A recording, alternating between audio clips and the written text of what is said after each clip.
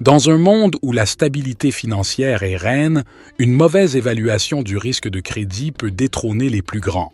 Aujourd'hui, nous plongeons dans l'art et la science derrière l'évaluation du risque de crédit, essentiel à la survie de toute institution financière.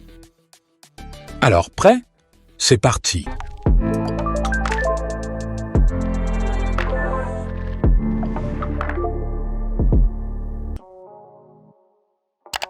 Salut à toi et bienvenue sur ce nouveau tutoriel Risque Radar. La thématique que nous abordons aujourd'hui est profondément traitée dans notre programme de certification CFRM, que je vous invite à découvrir. Le Certified Financial Risk Manager, CFRM, délivré par GECB, est une certification complète conçue pour former des professionnels hautement compétents dans le domaine très sensible de la gestion des risques spécifiques au secteur financier.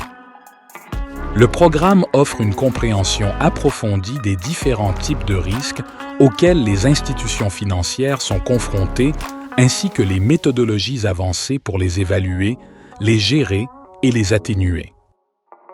Tous les aspects clés de la gestion des risques financiers, notamment le risque de crédit, le risque de marché, le risque opérationnel, le risque de liquidité, ainsi que les risques émergents tels que la cybercriminalité, l'innovation technologique et les changements réglementaires sont traités. Au sortir du programme, les participants maîtriseront les concepts, outils et techniques utilisés dans l'évaluation et la gestion des risques financiers. Alors si cette expertise vous intéresse, n'hésitez pas à contacter IPE pour plus d'informations. Vous trouverez les liens dans la description de cette vidéo. Alors revenons à notre thématique et commençons par les bases. Score de crédit, capacité de remboursement et ratio prêt-valeur. Ces indicateurs, bien qu'essentiels, ne racontent qu'une partie de l'histoire. L'évaluation du risque de crédit s'étend bien au-delà, intégrant des analyses complexes et des modèles prédictifs pour anticiper les comportements futurs. Dans le décor réglementaire, Bâle III et IV se dressent comme des phares, guidant les banques vers des pratiques de prêts plus sûrs. Leur impact sur la gestion du risque de crédit est indéniable, imposant des réserves de capital plus strictes et des évaluations de risque plus rigoureuses. En guise d'exemple, nous connaissons tous des banques qui ont échappé à la crise de 2008 et n'ont eu la vie sauve que grâce à une gestion prévoyante du risque de crédit par opposition à d'autres banques dont la négligence a conduit à la débâcle financière que le monde a connue. Ces histoires réelles soulignent l'importance d'une évaluation précise et proactive du risque de crédit. Face aux défis modernes et autres difficultés rencontrées notamment, les données incomplètes et les marchés volatiles, les institutions financières se tournent vers des solutions innovantes. L'intelligence artificielle et le big data offrent désormais des perspectives inédites dans l'évaluation du risque de crédit. La gestion du risque de crédit est cruciale pour les institutions financières pour plusieurs raisons. La santé financière. Le risque de crédit, s'il n'est pas géré, peut entraîner d'importantes pertes financières pour une institution. Pour une banque, par exemple, la principale source de revenus provient des intérêts sur les prêts qu'elle accorde. Si un nombre significatif de débiteurs ne remboursent pas leurs prêts, cela peut gravement affecter la rentabilité de la banque. La confiance des investisseurs.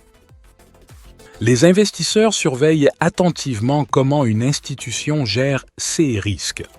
Une gestion efficace du risque de crédit renforce la confiance des investisseurs, tandis qu'une mauvaise gestion peut éroder cette confiance et conduire à une sortie des capitaux. La réputation.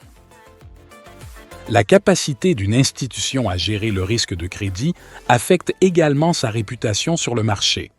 Les défaillances majeures peuvent causer des dommages considérables à la réputation, ce qui peut avoir des répercussions durables sur la confiance des clients et des partenaires commerciaux.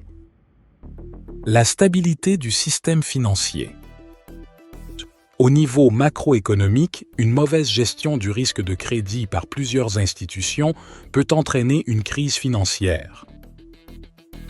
Par conséquent, une bonne gestion du risque de crédit contribue à la stabilité et à la résilience du système financier dans son ensemble. Le respect des réglementations. De nombreuses réglementations financières exigent des institutions qu'elles maintiennent certaines normes en matière de gestion du risque de crédit.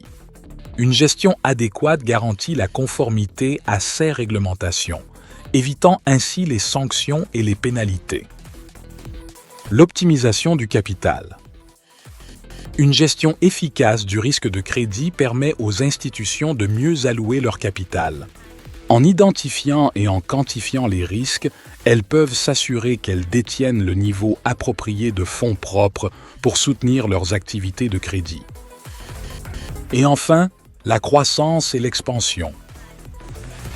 Une institution qui gère efficacement son risque de crédit est mieux positionnée pour croître et s'expandre. Elle peut identifier de nouvelles opportunités de crédit tout en comprenant les risques associés, lui permettant de prendre des décisions éclairées sur où et comment croître. Pour conclure, nous dirons que l'évaluation du risque de crédit est un pilier de la stabilité bancaire. En adoptant des cadres réglementaires stricts et en explorant des technologies de pointe, nous pouvons non seulement prévenir les échecs, mais aussi ouvrir la voie à un avenir financier plus sûr. Quelles sont vos expériences avec l'évaluation du risque de crédit? Partagez vos histoires et vos défis dans le commentaire, rejoignez les groupes Risk Radar et proposons ensemble des sujets pour nos prochaines thématiques. Si cette vidéo vous a été utile, n'hésitez pas à vous abonner à la chaîne, liker et partager cette vidéo avec vos collègues. À bientôt sur Risk Radar.